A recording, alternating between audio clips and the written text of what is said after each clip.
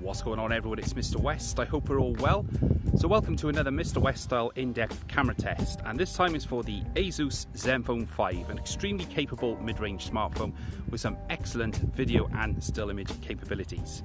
Throughout the video I'm going to be running through some of the more highline specs of the cameras and leave all of the detailed camera specs in the description box down below just to help save on some time. Now, slightly different to the other camera test videos and more for comfort and convenience than anything else, I'm now using a mini tripod. It is not a stabilizer. You still get the same effect as if I was using my arm. It's just that it helps me to frame the picture a bit better and I don't have to hold the phone so close to my face. And also at the end of the video I'll also be including a gallery style collection of all of the still images I've taken with the Zenfone 5, which you can pause and look at in your own leisure. They will all be uploaded in the highest quality possible so you get the best idea of what this phone is capable of. So starting off with the front facing camera. So the front facing camera is an 8 megapixel fixed focus module. It does not have any HDR, but it does record video at up to 30 frames per second at 1080p resolution. The phone has 3 microphones used for noise cancelling, and it records in stereo sound. Now the phone does employ gyro assisted electronic image stabilization for both the front and the rear cameras. Now when you're recording video, it's very much like the OnePlus phones in that when you're actually walking along like this, you really can't see the electronic image stabilization at work. It is all done in processing in the background, and when you watch the video back you'll be able to see everything nice and smooth. So looking at the image so far, looking behind me, does a good job with the exposure in the sky behind me. It's quite an overcast day. We have got some brightness coming through the clouds now with the sun, as you can see on my forehead there, and it does a good job with the detail of the grass and bushes in the background. Now here's the bench that we usually pass when we do these kind of videos, and so far so good. So what we're going to do now is just move up to the usual path. I'm just going to go for a little gallop and test out how the electronic image stabilization works at a little bit of speed.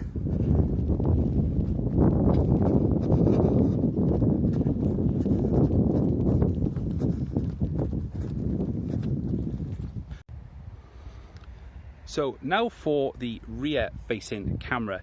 So this records video at up to 4K at 30 frames per second, but the Asus Zenfone 5 does have a few little tricks up its sleeve.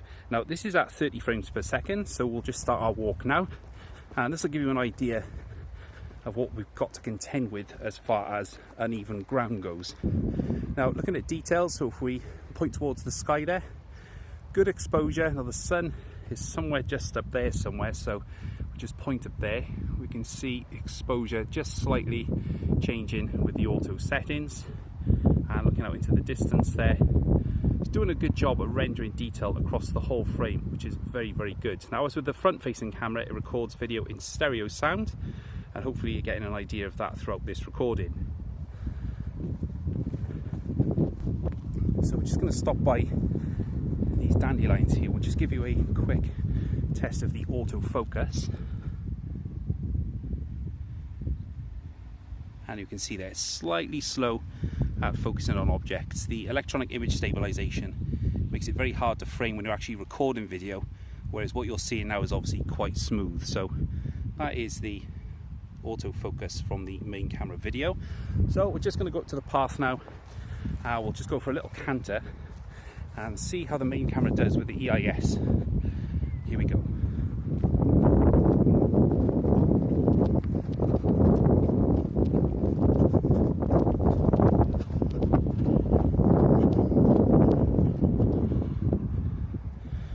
So that is the main camera video at 30 frames per second. Okay, so we're now recording at 1080p at 60 frames per second. Now, usually when you use 60 frames per second, you can sometimes see a slight trade-off in detail. So I'm just going to move around here, and I think everything's looking pretty good. Obviously the processed image may look slightly different. So that is 60 frames per second.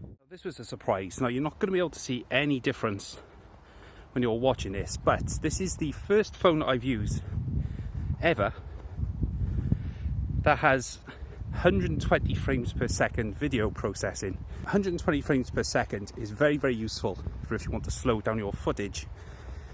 Basically the way that works is that shooting in this higher frames per second rate, when you slow this down, so say you go to half speed, you've still got 60 frames to spare, which means you get much smoother slow-mo footage. Whereas if you record it in 24 FPS, what you may find is when you slow the footage down, you may get slightly jerkier footage.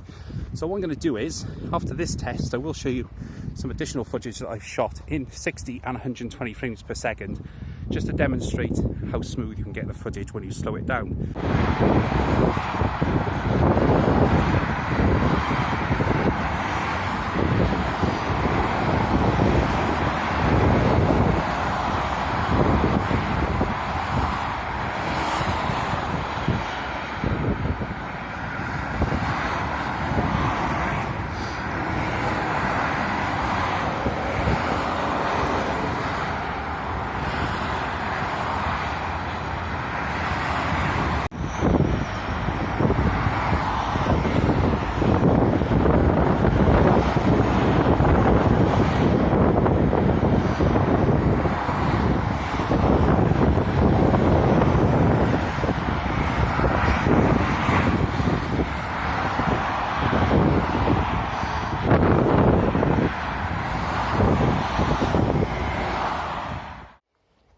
Now hopefully if you're watching on a 4K monitor, you should be able to get a sense of the extra detail which is being recorded. And I do have to say, considering its price point, the Zenfone 5 is an extremely capable and well-rounded device. I will save all of the detail for the review coming soon, but I'm extremely impressed with what you can get at under £400, £350 to be exact. It's a very, very good phone, and image-wise, you really can't grumble at the price. There are a few little trade-offs, but I think they're easy to live with. And that is 4K at 30 frames per second.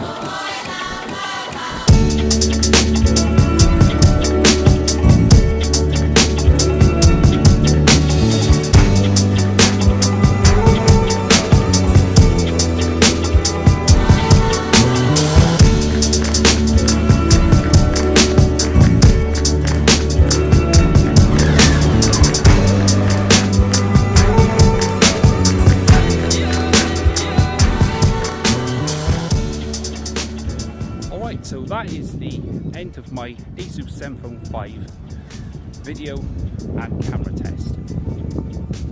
It's up to you to decide what you think of the photos. I personally think they look absolutely great, especially at this price point. It's very, very capable. It's so easy to use as well. You can just get great photos without really having to try that hard. If you want to use the Pro mode to get even more better looking shots, you can do.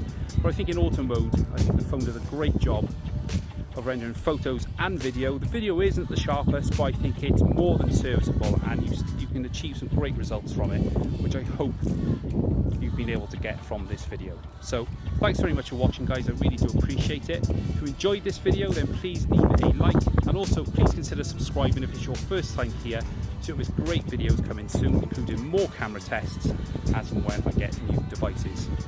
So please let me know your thoughts in the comments, good or bad. It's all feedback for future videos, but I do hope you've enjoyed this style of camera test. If there's anything you think I can do better, or if there's something you really like, then please let me know, and I will do my best to get back to you as soon as possible. But for now, my name is Mr. West. Thank you very much for watching, and I'll catch you guys later.